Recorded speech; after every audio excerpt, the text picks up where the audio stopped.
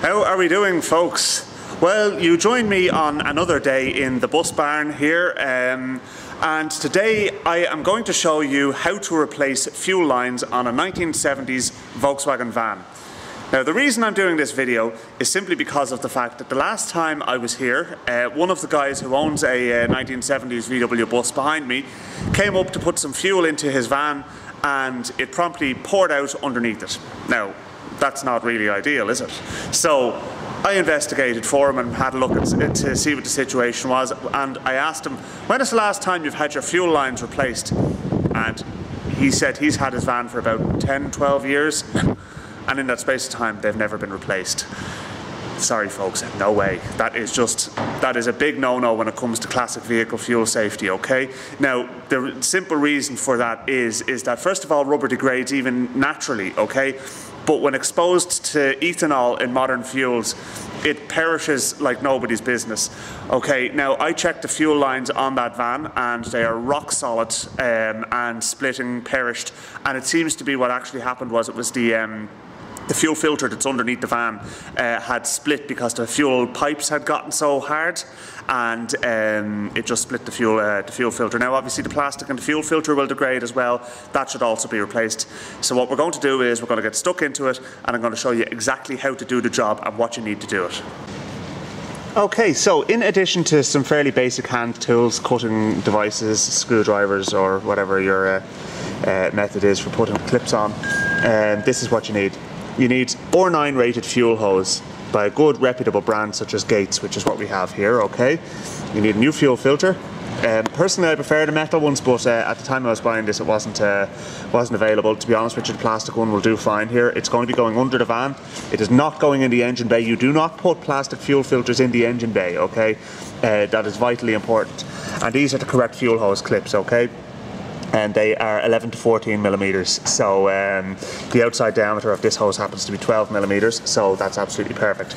Now you'll see I've actually put on the fuel filter already, and the reason for that is because in order to put the pipes onto the filter, I heated them in boiling water at home in the kettle. So you just leave them a cup of boiling water for 5 minutes. It softens up the rubber and means that you're not going to damage the plastic of the filter when you're putting them on. It's just safer. With these fuel filters as well, you'll notice it's kind of a dual barb on the end. So if you're using 8mm fuel hose, you cut off the 6mm part. But in this instance, for a Volkswagen van, you need 6mm fuel hose. Actually it's 5.7mm, but you're not going to really get 5.7mm fuel hose. 6mm is absolutely fine in this instance, and when it's clamped down properly it will work, it'll be fine. So now if you can get 5.7mm fuel hose from a reputable brand, then better again, but this is what's available in the motor factors. I subscribe to the theory to use what's available simply because of the fact that if you have to go looking and you're waiting for ages to get new fuel hose, you're just going to say, oh look, I'm not going to bother my arse doing it, and you'll end up skipping the job. So it's better to put new fuel hose in 6mm, which is readily available over the counter. Do it every 3 years. Check it regularly. Check it every time you change your oil, and make sure that it's not getting perished, it's not getting frayed or kinked. And make sure that all the grommets are in place where fuel hoses pass through bulkheads or panels. Okay, so let's get stuck in the engine bay. What we'll do first of all is I actually just removed the air filter because it was just in the way of the fuel hose at the back of the carb there. So you can just see that Jubilee clip there that's on the back. So that's the wrong type of clip, and down behind the distributor as well is also the wrong type of clip. But there again, on the fuel pump they have the right ones. So there is a couple of them that are actually correct, but we're going to change them anyway, okay? Now that to me, that's too loose. I mean look, that's even nearly coming off. So we'll take all the fuel pipes off here first of all, and then we can cut the new ones to length and pop them on. So you can just you can use the old ones to measure up against. While we're here as well, I'm going to replace the vacuum pipes. You can see here that one there, for example, is I don't know, it's a kind of a clear rubber. It's probably alright, it's probably doing the job, but I have some spare vacuum pipe there, so I'm going to stick some on his van for him. I'm sure he'll appreciate it. It's only a couple of inches of pipe. I don't think we're going to worry too much about that. So what I use to get those Jubilee clips off is I use a drill with a 7mm socket on. Generally, most of the Jubilee clips are actually 7mm. So yeah, it just makes it easier, you know. So you can see what I mean here now. So that's off already. So we can get rid of that clip, and I think we probably will have to use a screwdriver on a couple of them, but that's not the end of the world. When we're putting the new ones on, we won't have to. It's just because of the orientation of them. You can't get the drill in at it.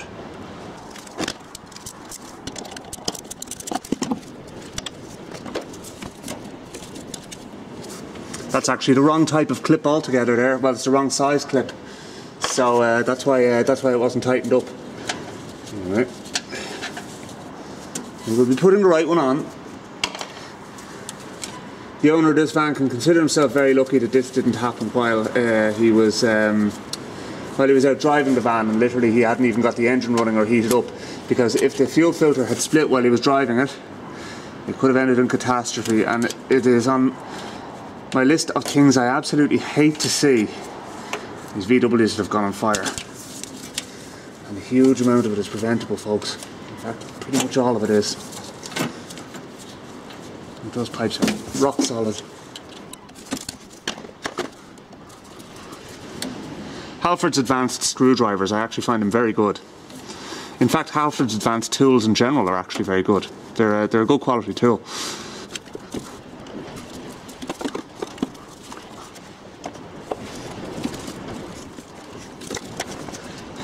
Obviously, things get a little bit more difficult when the pipe gets stuck on the fitting. So sometimes you need to just lever it off. You can get a pliers for this exact job. I don't have one, but the other option is to cut them off. We might still resort to that.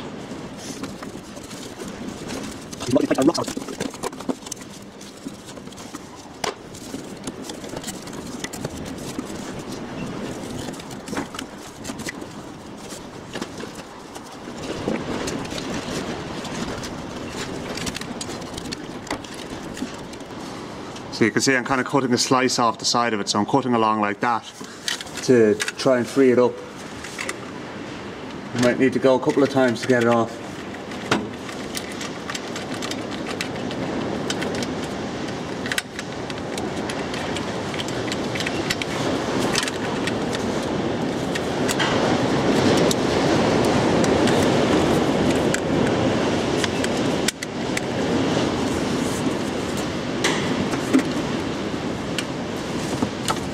There we go.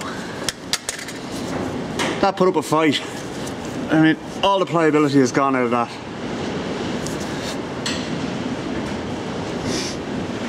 Just having a look to see if there's anything stamped on this fuel hose to say it's actually rated for the correct fuel rating.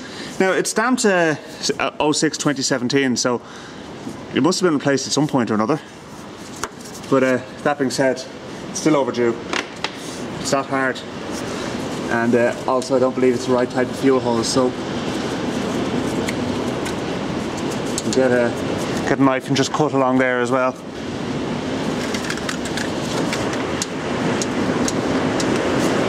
Be careful not to cut anything else in the process, including yourself.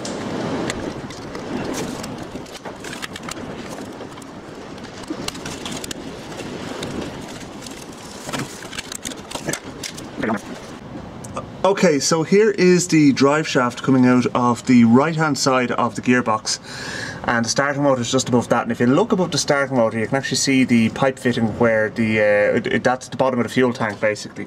So what we need to do is we need to remove the pipe off that, and then if you go over the other side of the gearbox, you will see the pipe goes onto a solid piece there, which then goes through the bulkhead. So this is where it kind of gets a little bit messy because of the fact that you're faffing around underneath the van. But persevere and you'll get there in the end. So we'll just we'll get it done. So first of all, I'm going to just get that one off, and or actually no. Do you know what I'm going to do? That's a stupid idea. First of all, what I'm going to do is I am going to cut the fuel pipe, and I'm going to I'm going to clamp it and then cut it, because what will happen is if there's any fuel in there, it's going to come pouring out. Okay, so then you can at least get yourself ready to put the new one on. I'll show you what I mean. Okay, this was so lucky that this van did not go on fire. Look at that. The fuel filter is melted. That's what actually happened there. Okay, that came in contact with something hot. In this case, the exhaust. So that's what happened anyway. But not only that as well, you can see the pipe fitting is just broken off it. It's gone brittle as well. So I actually just tried to bend that hose there, and it just snapped. The piece just snapped straight off. And funnily enough, it's not happening on that side, but you can see there in the end of the hose. Look at how perished it is. You know, I mean, that's what we're looking at here. Like that's rock solid. It's like a piece of steel pipe. Anyway, that's what we're here for. We're going to replace it. More perished pipes there as well. So, what we're going to do is, God Almighty, we're going to make sure that this fuel hose is properly routed. I get the feeling that possibly the fuel pipes in the engine bay were replaced, but the ones underneath the van weren't. But even then, like, I mean, even the ones in the engine bay weren't in good order. So we'll get the new ones in and routed correctly. Get a couple of cable ties around just to keep everything away from sources of ignition and heat. Okay, so the new fuel pipe is now in. The filter is cable tied up against the top of the kind of I don't know, I suppose you call it the panel above the gearbox anyway, whatever the hell it's called. And that clip is tight, that one's tight, that one's tight. And if you go around here, you can see the pipe is not touching anything. It's up well above the clutch cable there, which is what's coming through, and had actually rubbed a hole in the old one, and you can see there that it goes onto the solid line. Now the only thing is, and this is the bit I'm not happy with, is the solid line is doesn't have a grommet on it. So I'm going to just what I'm going to do is I'm going to get a piece of pipe and split it down its axis and slip it over it just to protect it going through the bulkhead there, and that should do the job nicely. Yeah, it's well above the gearbox now, so there's no way that's going to touch anything. And then what we'll do is we'll change the fuel pipes in the engine bay, and then that'll be us done. Okay, so there is now a full set of new fuel lines installed on this engine, so they're all tightened up there. The routing of the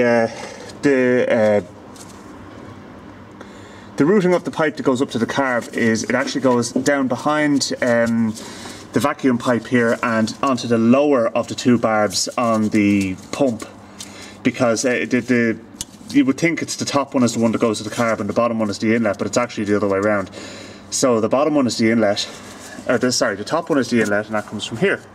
And then that just goes off around there and then goes down through I've installed a grommet and routed that solid pipe properly, because it was actually routed incorrectly. It was going down by the oil cooler discharge duct rather than there's a small hole in the rear tin where it's supposed to go through. So I pulled it out and I put it through the correct hole, and I put a grommet in the correct hole. So it's 100% now. So the only other thing I need to do on this engine now while I'm here, I cannot in good conscience leave that like that. So I'm going to tighten up that alternator belt as well while I'm here.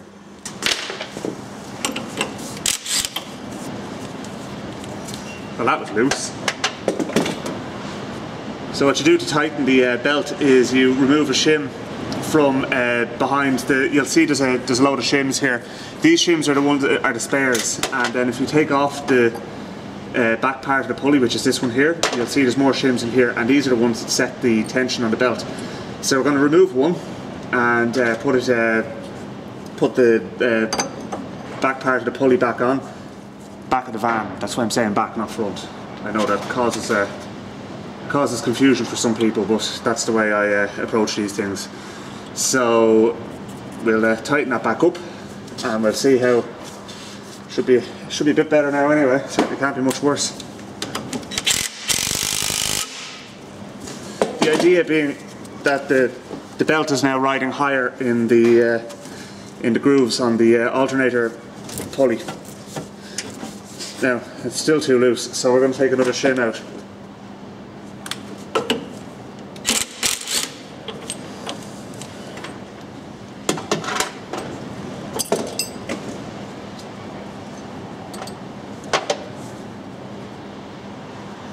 In truth, I could probably do with a new belt, but I don't have any belt for it. That goes slightly beyond my remit in this instance. But I'll recommend it to the owner. And if he wants me to do it, I'll certainly do it. 10-minute job, and being that these are air-cooled engines, they kind of need their... this belt actually, I know it's driving the alternator, but the fan is on the back of the alternator.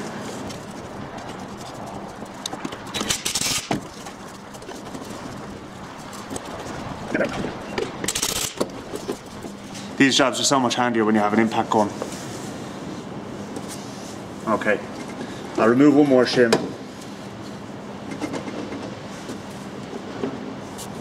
The strap that holds the generator. Oh Jesus, that's actually fallen off. That's certainly not going to help matters.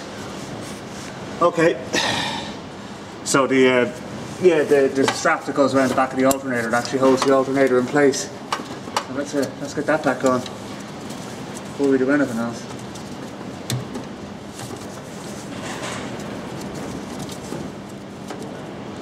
It's supposed to go around the generator pedestal. Also forms part of the oil filler on these engines.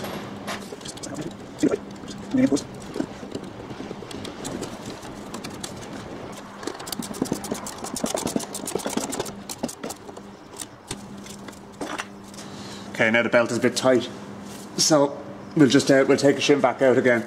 That was probably the reason why it was the belt was loose, you know. So we obviously found the cause.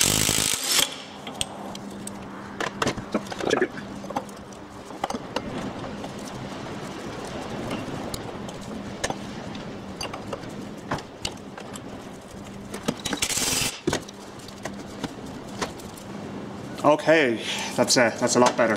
So I did end up tightening the belt a little bit as well, because bearing in mind I did actually put 2 shims in there, and I took one back out, so there's still one more in there. Sorry, there's one less in there than there was before, I mean.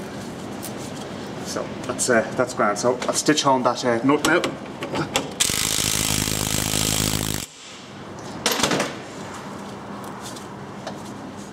Okay. It's funny how when you do one job, you always find more jobs to do, and I wasn't willing to leave that the way it was.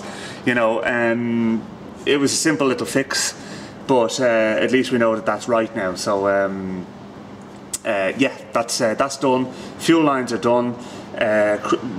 Crisis was narrowly averted there, thank God, because this is such a beautiful van, and you know, even if it wasn't a beautiful van, I still would not want to see it going on fire. But we're good now anyway, so that's all safe.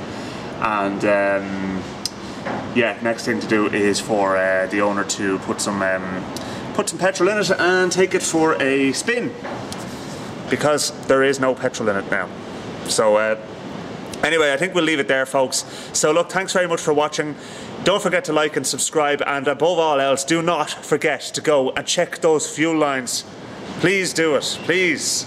I beg you, I implore you, check the fuel lines on your classic car, okay? Because this owner was lucky, you might not be so lucky, okay? So thanks for watching, and I'll talk to you again soon. Now the job is finished.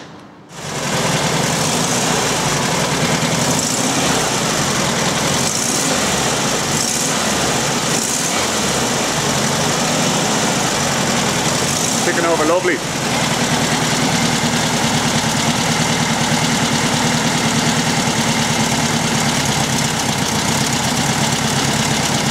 That is a really sweet engine.